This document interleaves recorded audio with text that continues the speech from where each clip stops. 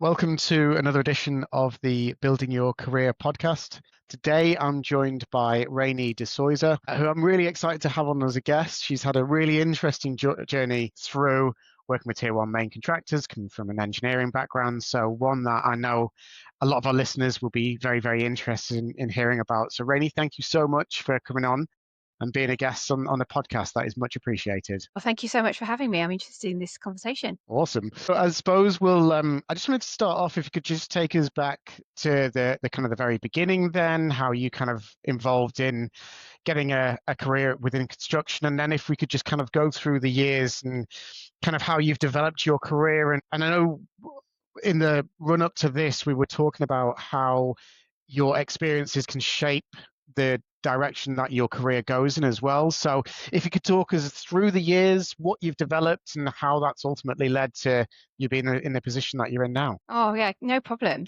I think let's go back to the beginning. I think always going back to your inner core and what you like and you don't like. And I think if you go back to school days, I think there's probably three things that stand out for me. Lego, and there's no surprise there because I work in construction. I like How for Now, so that should probably show my age a little bit. So it was a program around how things work essentially, and it was like a 20-minute program on TV after school. And then probably thirdly, Ninja Turtles. And I say that because first of all, I liked figurines, but also that whole fighting for good. So it's probably no accident that I'm working in construction, but it kind of led from tangible, wanting to do something that was tangible, use my brain, but also be in environments where I see something being built. So Lego played a really massive part. So, rocked up and did a degree traditionally, really. So just did the whole, what do I want to grow up, and went into the prospectus area of school and looked at all these sort of like booklets and saw civil engineering as a really interesting idea. So I did some experience actually. So I did the traditional, wrote letters to companies out there and sort of like, please, can you give me work experience at a construction company? And I also thought about architecture as well. That was another STEM that I thought maybe I might do that. Went to both. So I did some experience for both for 2 weeks. And my first experience was actually on a wind turbine farm in Cambridge. So they took me on there for 2 weeks, and I rocked up and stayed there. And I still know the engineer that works on that job now, and I'm very close friends with him. And that was it. I was like, that was it. Light bulb moment. I get to be out on site. I get to actually see something being built, and actually the people are and still are amazing. So that was the kind of pink for me. And then it was like, right, I'm going to do the degree, and I'm going to enjoy 4 years at Gnostic University, and then I got sponsored by the tier one contractor, which put me on work experience. So really, what I'd say to people is that go out there and ask for some experience. You can only say yes or no, and who knows what will happen if you do that. And from that, I started working as a sort of traditional graduate engineer on site, and my first job was Olympics 2012. So from that point onwards, you just sort of work in that arena, and you start to get to know actually how things work in practice, and the logistics around making something tangibly built. But then you've got the drawings that came before that and all the hard work that's done on the design. So kind of taking that seed and growing that over the years, and worked, now I'm sort of third tier one contractor I work for. And what I've done is I've sort of just homed in on my skills. And interestingly, I think we spoke earlier around, well, what kind of keeps you going in this industry? Because it is long hours and it is challenging at times, and things don't always go to plan. But I'd say that the engineering part is sort of like a passport. Hmm. When I reflect back on the training I've had, and the kind of the challenge around, well, does that work? Can you make that better? How can we build and increase the footprint, or can we add on more or less, or kind of the carbon agenda as well around sustainability? So that critical thinking is just continuous over your kind of career, and then you think, well, this is a passport to go and use those skills in other things. And that's where now I do, as a vice chair of a charity, Smart Works in Birmingham, but also the think tank of a West Midlands the think tank, which helps grow and help Birmingham be the best it could be. In a nutshell, it's sort of really kind of spiraled into more than just sort of being an engineer. Definitely. I can relate to that so much because I think, the one thing that I can definitely take away from my experience working in architecture was definitely the kind of work ethic side of things. Because I went to university at 18 to study architecture, and I'd never worked so hard in my life. Well, it was a good 5 years and then a year in placement. That set me up for for life, really, in terms of knowing the industry, the work ethic side of things as well. And I really like what you said in terms of the passport into other industries. But I suppose from your perspective, was there any kind of key skills that you feel as though you have learned that have really kind of stuck with you over the years then? I think tier one environment is high pressure, high reward, but also really, really fulfilling. And one of the things I've learned quite quickly is to be very clear about what it is you're trying to say and also how you want to challenge. And when you're in an environment, particularly when you're on site, and I remember in particular being a site engineer really early on, and you've got particular trades you need to manage, and they've all got their job they need to do, whether it's the bricklaying, whether it's the installation of the window, whether it's the gravel that's going on in the landscaping. Everyone has their part to play, but they're all in one environment. It's a bit like being in an office, but they're all kind of in different departments. But the departments are not necessarily all segregated; they're all kind of intertwined. So the big thing for me, particularly in a tier one, is how do you that environment. It's high pressure. Everyone's got a deadline. Everyone wants to make sure everything's done in the right time, in the right way, in high quality. So one of the things I did learn very quickly is being very clear and direct about what is it I need you to do today. And some things you might have to compromise and get on with, and some things you might not agree with. And we need to have that debate in a very open and safe space. And I've learned that so much when I was growing up, given in as a graduate, where it felt very uncomfortable to be direct or make Hmm. someone feel a little bit like they're not going to agree with me, and sort of not always have um please everyone. And so I think as soon as you start being a lot bit more consistent in that way, you start everyone starts moving in that direction. So certainly that was one of the biggest skills I've learned Hmm. in that, and also actually to manage complexity. Yeah.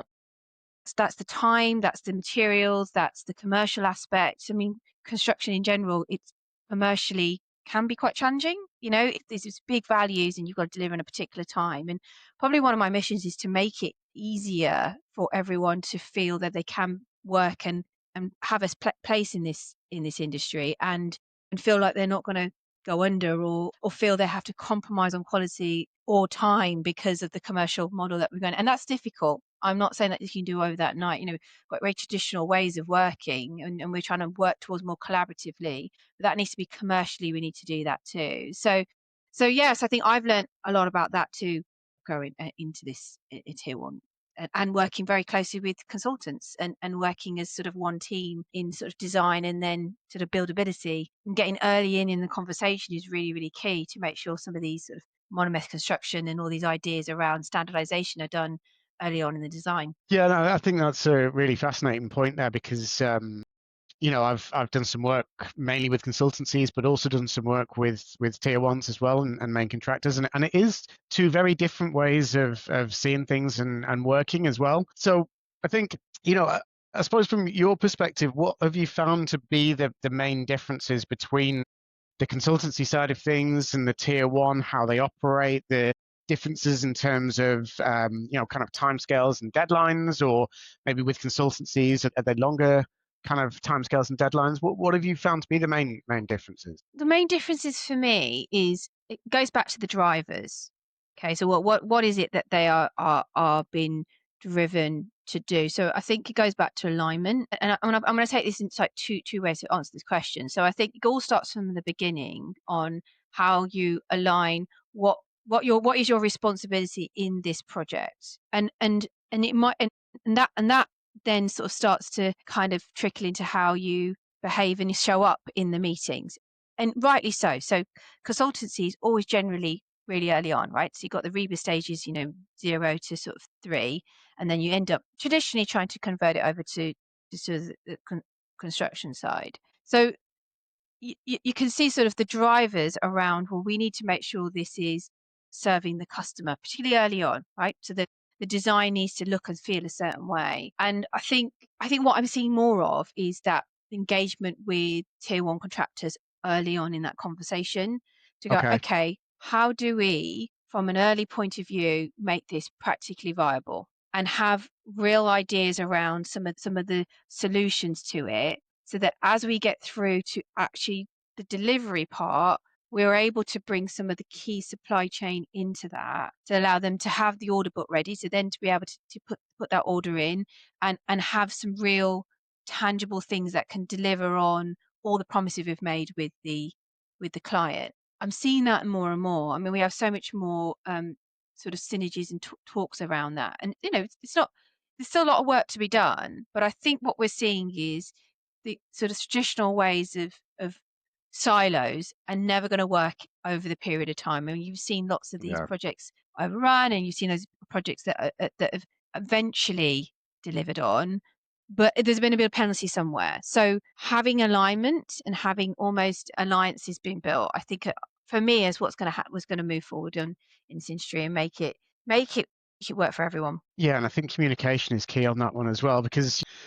I remember sometimes working on large projects and I just could not believe the amount of people that were involved in a specific project. And what you've got to realize is that they've all got their own communication style, they've all got their way of working, they've all got different pressures that they've got from their boss or their company. So the communication piece is absolutely key. And I think the one thing that I learned quite early on is that you can't assume that everyone wants to be communicated to the way that you do as well. People are naturally going to be completely different in terms of the way that they communicate themselves and want to be communicated to. So that was something that I learned very, very early on, was communication is key, especially when there's so many different teams and different disciplines working on a project. Yeah. No, I agree. I totally agree with that. I think the stakeholder engagement piece is one that should be looked at really early on, because, like you said, there are so many different stakeholders involved in a particular, and they're sort of secondary and tertiary as well. And I sort of segue into saying, well,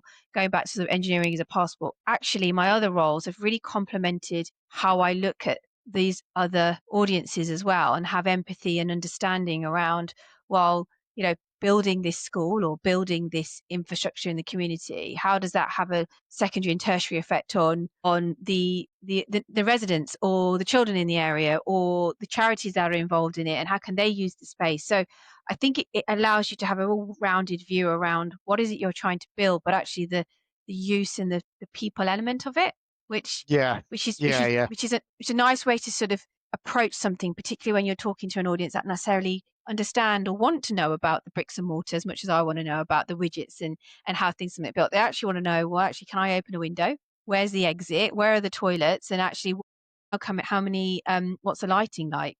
So I can, present in a presentation. So I think that has really helped me, having the other roles to sort of, segue into having those conversations with others. Awesome. And I know, in the run up to this, one of the topics that I was quite keen to go through was definitely kind of creating a better workplace and work environment as well. I know last week I had Faye Allen on the podcast, who'd published a book about women in construction, and that was it. Completely blew my mind, because it was a lot of, she had different scenarios where men could be an ally to women within certain situations, and actually giving kind of practical advice, which sometimes I feel as though just needs to be spoken about openly, rather than people just coming up with their own ideas. So I suppose from your perspective, what can companies do to be able to create like a better work environment for everyone, really? I think it's being open and transparent about being uncomfortable, and I think that's men, women, and everyone. I think we could be really careful we don't create echo chambers. Every single echo chamber. What I mean by that, men, women, and having their own views, and being curious without feeling like you're being rude, or I'm not saying this because I just want to know how to come across and be in an environment. I've learned maybe because now I'm a bit more older in my career, right? So I've done sort of my early years. And so for me, helping others feel safe to be able to show up they want to show up. Being in an environment where junior people are given a voice in an opinion, or have a say in a decision, so that whole team, regardless of your job title, is given an opinion and a voice. And that is set up early on to allow to do that. And then the more and more you do that, the more and more you just feel like you're just one of the team and giving your opinion and giving your part of the puzzle and contributing towards the North Star, the wider good of building something for community. So yeah, so I think that's probably my biggest thing there, where it's not feeling polite around, I don't actually know how to do this. Can you help me? Yeah, yeah, yeah, yeah. Asking, being It brave to really ask the feels, question. yeah, or someone that doesn't know how to help. So like, I really want, was that good for you? Did that work? Did that not? Can I do something different next time? How did that land for you? And just doing a 360, as simple as being through that, and then taking the feedback and then kind of going again.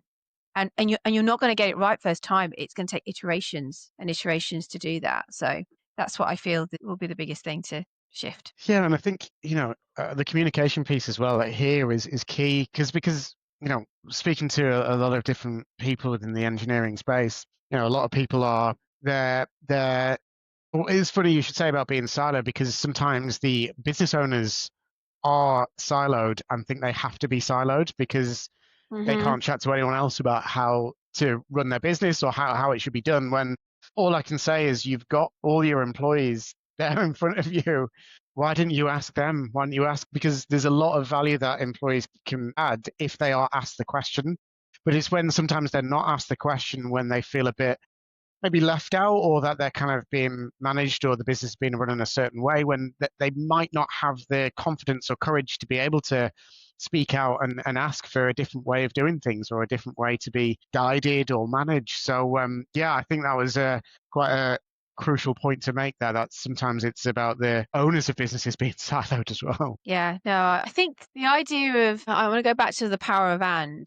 I think we feel that we've got to be one thing, right? So you know, I always say this, concentrate on your skills, not your job title, right? Talents, not titles. And I said, because that helps then just uncouple hierarchy and seniority in a space, so that everyone has and then that just naturally brings inclusion.